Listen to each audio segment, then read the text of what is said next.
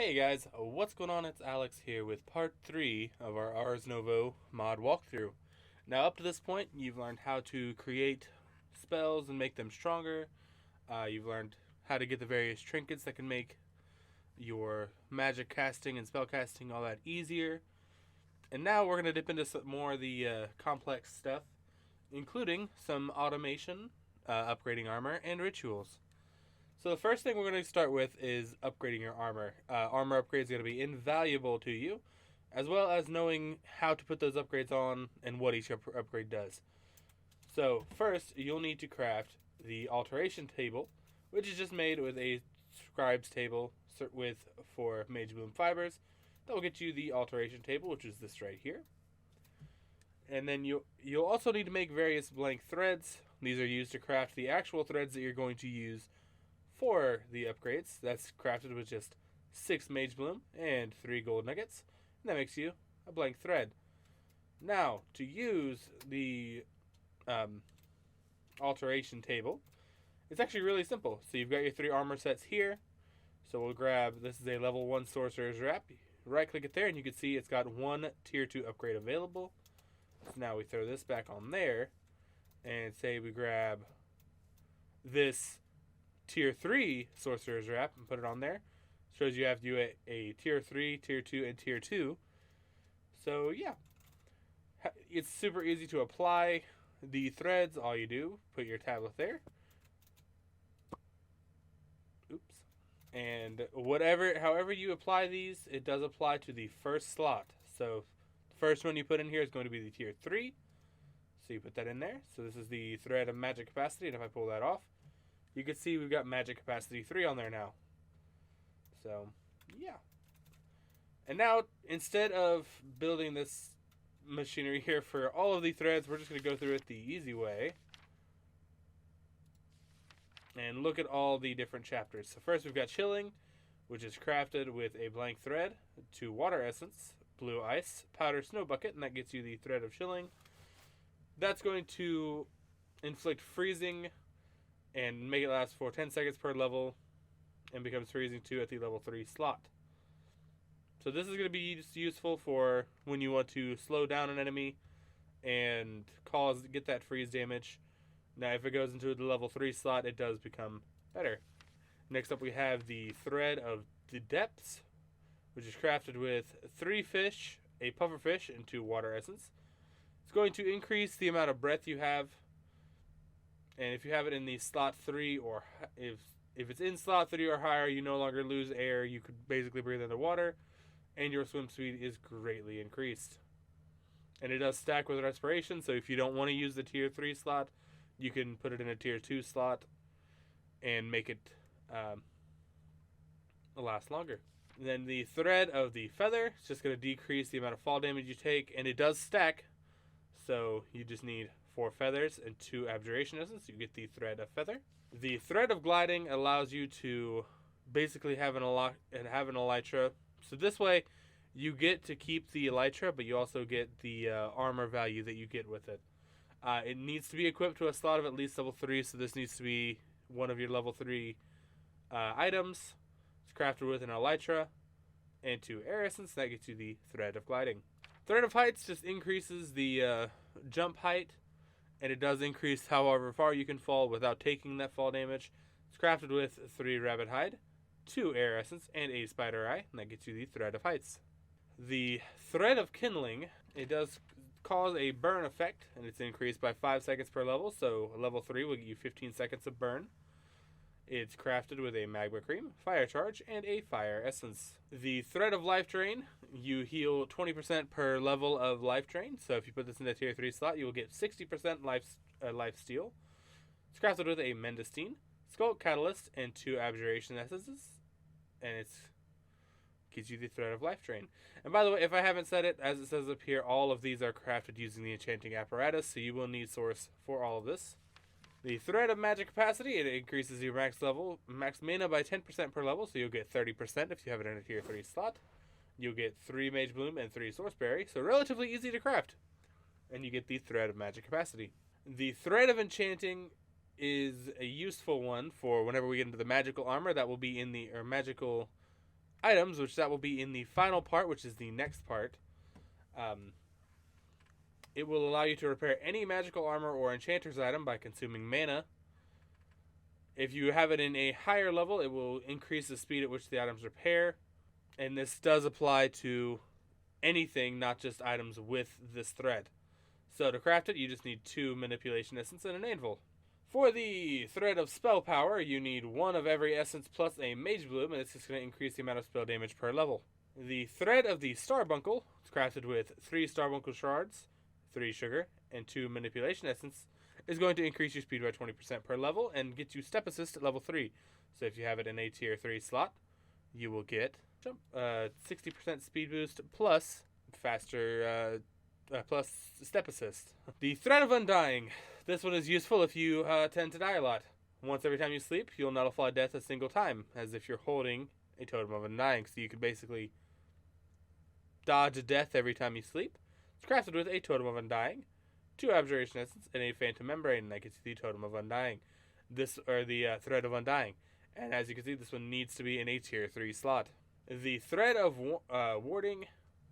This decreases the amount of magic damage taken by a flat amount each level. It's just crafted by surrounding a thread with 8 mage bloom fibers. The thread of the world sprig, it increases saturation of consumed food by 30% each level. So essentially, if you can put in a level 3 slot, you're basically getting double the saturation on every item you eat. It's crafted with 3 world sprig shards, 2 earth essence, and 1 golden apple.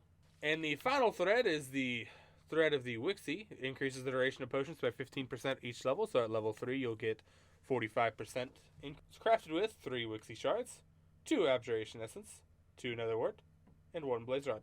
So, with that out of the way, now we know how to create the armor of your dreams. You can now make much more powerful armor, and make yourself more resistant to magical abilities and whatnot.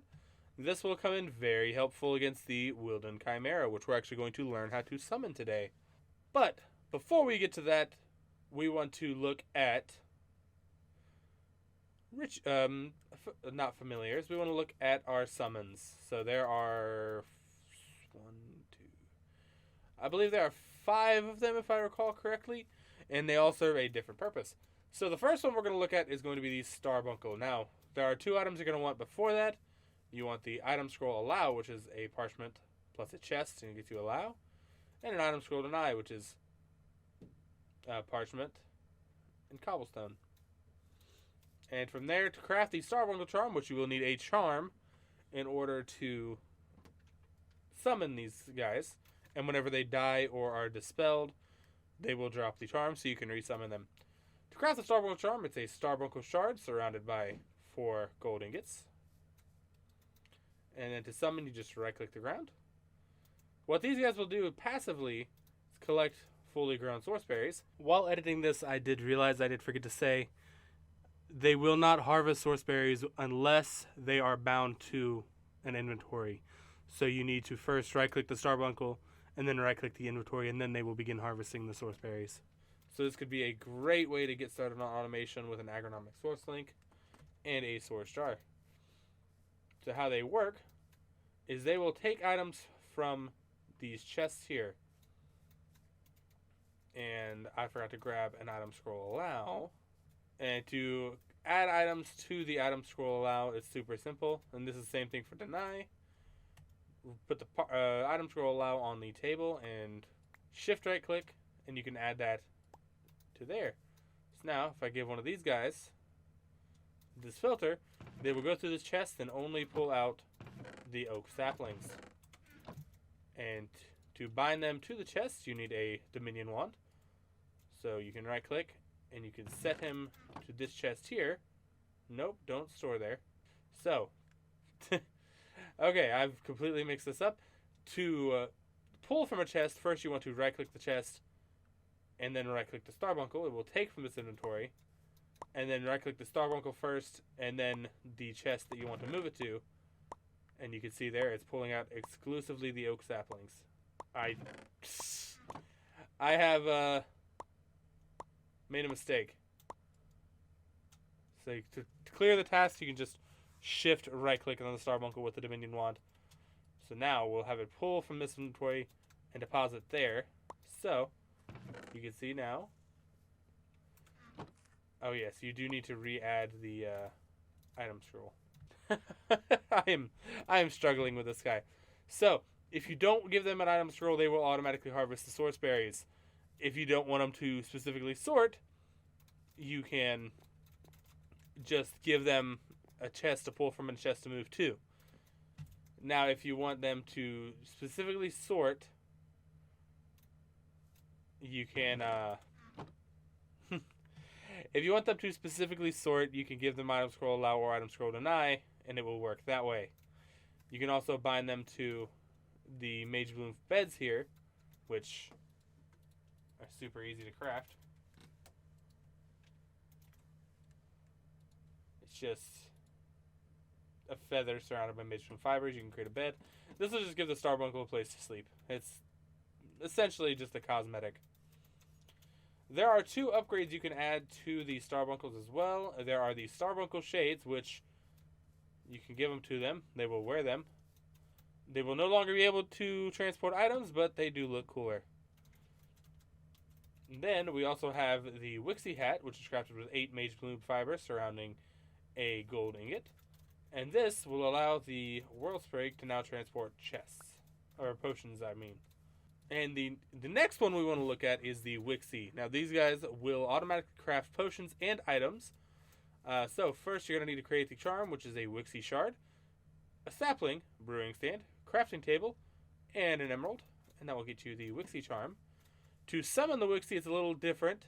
You need to right click on a cauldron, and you can see the magic being pulled in here. We'll take just a moment, and now you've got a Wixie cauldron and a Wixie. Now the same thing as before. So first, I don't think I set that up correctly. You need a... Okay, so the way you select what items you wanted to craft, you needed to take the item you wanted to craft and throw it into there. And you can see the Wixie is automatically crafting that. Now it is a fairly slow process. Okay, and when you want the Wixie to craft a potion, all you need is to right-click the cauldron with an awkward potion. And now, as long as there is a supply of netherwort, it will craft potions. So now, you can give it the potion of strength, and it will automatically deposit 3 doses into a nearby potion jar. So you can see it's depositing awkward potion into this jar. Whenever it finishes crafting the potion of strength, it will go back into this jar. Now you have 3 potions of strength in there. And then if you want to lock a jar to a specific potion, all you have to do is right click it with a Dominion Wand. So now the only potion that will go in here is a potion of strength. That way, if you're using multiple Wixies, you won't accidentally get the wrong potion deposited into here. So the next charm we're going to look at is the Drigme. Now this is going to be crafted with a Drigme shard, 3 source gems, a salmon, or I believe it's any fish, wheat, carrot, seeds, and an apple. And these guys, the way they function is a little different. So what you're going to need is a block of mossy cobblestone. When you right click it, it will slowly, well, very quick, not slowly, it will turn into a Drigme henge. And you can see this guy, he looks very happy. Now the way that Drigme work is they have a certain happiness stat that they need to be maintained, and this is increased by having different entities within their home. So you can see, and its unique entities give bonus points. So you can see we got llama, donkey, cow, fox, mushroom. We got in here, we got turtle, and I believe there's a cod still in there, I think. We got the sheep. So these guys are pretty happy. And you can actually have multiple Drigme in the same henge. Now, what these guys do is over time they will generate XP orbs, and they will also generate items. And as long as there's a chest nearby, it will be deposited into there. And what happens after each Drigme creates an item or XP orb, it will require source to recharge.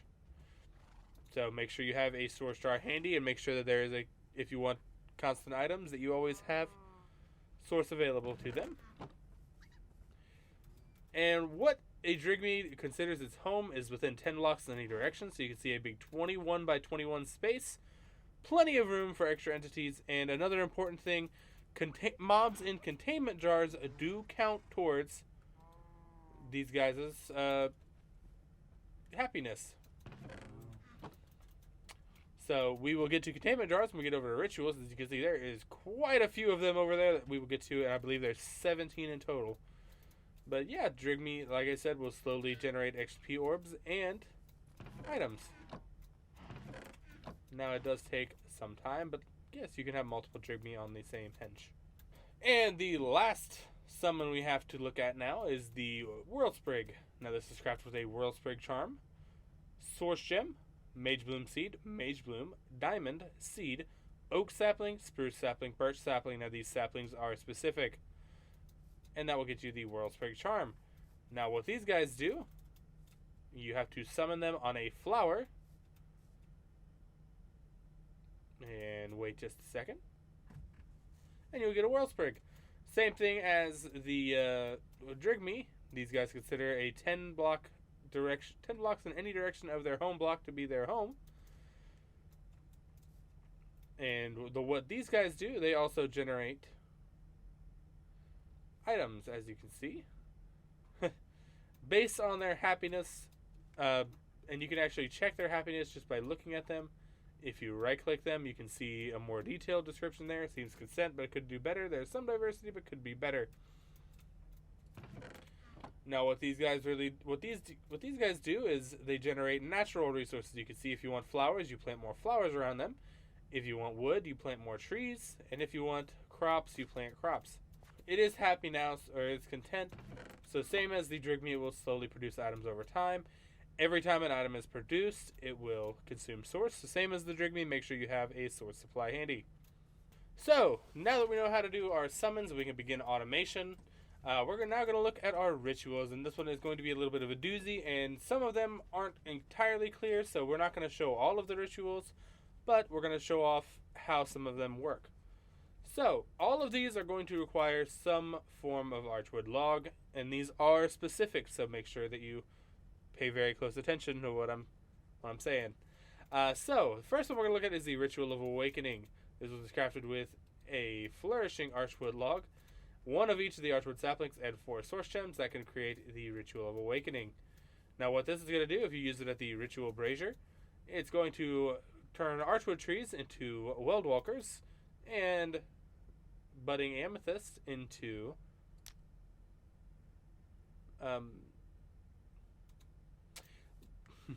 it's going to turn budding amethyst into amethyst golems. So now it's awaiting activation. You just right click it again, and I'm sorry I wasn't very clear there. You can right click it to set it in there, and then right click it again to trigger it.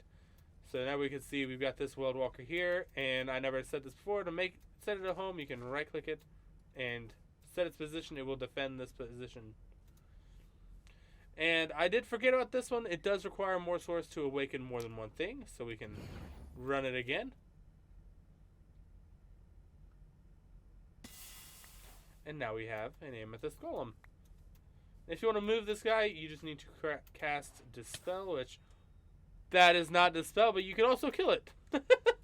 And what amethyst golems are going to do, first off, you need to right-click the charm on a chest, and that will give it a home. If you don't want to kill the one, you could just use the Dominion Wand to set a home. What it will do, one, it will convert this regular amethyst into budding amethyst, and then it will also increase the speed of amethyst growth. And same as all of the other summons, it does consider a 21 by 21 area its home. So 10 blocks in any direction from its home. And these guys will also automatically harvest clusters of amethyst. So this is a great way to begin an amethyst farm. The next ritual we're going to look at is the Ritual of Binding. Now what this one's going to do is it's going to bind eligible entities into their scripts. This is useful for summoning familiars. We will look at familiars in the last part, which is going to be the next part. the next part is going to be a little bit of a doozy as well, so we will get into that later. So to craft the ritual binding, you need a vexing archwood plank, or archwood log, parchment, ender pearl, and 3 source gems. That will get you the ritual of binding. And the ritual of burrowing, it's crafted using a flourishing archwood log, an iron pickaxe, and a block of coal. What this is going to do is it's going to say your ritual brazier is here. It will turn this. It will dig this hole, this hole, this hole, and this hole, all the way down to bedrock. So this is a great way to get down to bedrock very fast. Now we have the ritual of challenge. This one is our first augment. So if there is an item in front of the item board here, that is an augment. So it's going to be crafted using a vexing archwood plank, emerald block, and an ink sac, and that will cause the ritual of challenge. What this is going to do, you use the ritual in a village, it will trigger a raid. Now the way you can augment it is by giving it an emerald. So before you right click it, before you right-click it again to activate the spell, you can equip an augment to it by right-clicking with the eligible augment. And what the emerald will do is it will increase the raid to the maximum difficulty possible. So this is a great way to farm Totems of Undying. Next up we have the Ritual of Cloud Shaping. This one's just going to change the weather. It's crafted using a cascading archwood log, feather, and a source gem block. Default, it's going to make the weather clear. You add gunpowder, it's going to make it rain, and add a lapis lazuli block, it's going to cause it to storm. Next up we have the Ritual of Containment. This is one that I'm going to show off over there. What it's going to do is it's going to put mobs in containers. So it's going to be crafted using a vexing archwood log, a manipulation essence, 3 bottles, and it will get you the Ritual of Containment. Same as the Ritual of Awakening, it does require source to do more than one entity. And I do have a little bit of a setup here. You'll also want to create your containment jars, which is simple. It's just crafted with 5 glass, 3 archwood slabs, and that gets you a containment jar. So as we can see in here, we've got a chicken, a villager, and a blaze. So what we're going to do, we're just going to drop the tablet on there and begin the spell. And now we've got a chicken in a jar, a blaze in a jar, and a villager in a jar. Now, these guys do still have functions while in the jars, and I can't move them to show you. Things like chickens will continue to generate eggs while in here. Blazes will become a light source. I'm not exactly sure what villagers do if you can interact with them. I don't believe you can. But, got a villager in a jar. And you can see the effect stays here for a while. So say we wanted to put something else in here, like say a drowned. If it moves while in the area, it will get put into the jar as well. So next up we have the Ritual of Disintegration. Now what this one's going to do is disintegrate mobs. They're going to be turned into automatically destroyed into XP orbs. The XP orbs are going to be worth double what they would be if you were to kill them yourself, but they will not drop block items. So if you just want a simple XP farm, this is going to be a great way to do it. Every time a mob is killed, it will require more source, so make sure you have a steady source supply if you want to use this for automated auto kill XP farms. It's going to be simple. It's crafted with a vexing archwood log, 3 swords and 3 gold swords and 3 books. That gets you the Ritual of Disintegration. And I believe this one is active, and any of them that use source and have the lasting effect, these are active for 10 minutes, I believe, or until you run out of source. Next up, we have the Ritual of Fertility. Now, what this is going to do, this is going to make mobs want to breed more often. It will not have any effect when there are more than 20 mobs in the area, so keep that in mind. But it does require source to operate. It's crafted using a flourishing archwood log, 3 wheat, 2 blaze powder, and a golden apple. Now we have the Ritual of Flight. This one is used to give you creative mode flying. This requires source to operate, and the source is used every time a player refreshes their flight or gets new flight. It is a lasting effect, similar to the Ritual of Containment over there. It's crafted using a vexing archwood log, 3 wilden wings, 2 diamonds, and 1 ender pearl. Now we have the Ritual of Harvest. Now what this is going to do, this is, as it says, it's going to harvest plants. Source is consumed every time a plant is harvested. So this could be really good for automatic farms. It's crafted using a flourishing archwood log, an earth essence, and an iron hoe. And if the if there is an inventory, so like a chest, directly next to the ritual brazier, it will deposit into that chest first. If there is not one there, it's just going to drop the items on the ground. So make sure you have a chest nearby. Now you have the ritual moonfall. It's just going to make it night. It's crafted with a cascading archwood log, coal block, ink sac, and a clock. It's just going to make it night. Now we have the ritual of overgrowth. Now this one is going to every once in a while bone meal your crops. It does require source to operate. This one could be used well in conjunction with the ritual of harvest. It is crafted using a flourishing archwood log, 3 mage bloom, and 2 earth essence. And it does, like I said, it does require source to operate. If you augment it with a bone block, it will force baby animals to grow instead. Next up, we have the ritual of restoration. This will heal or passively heal living entities and harm undead entities.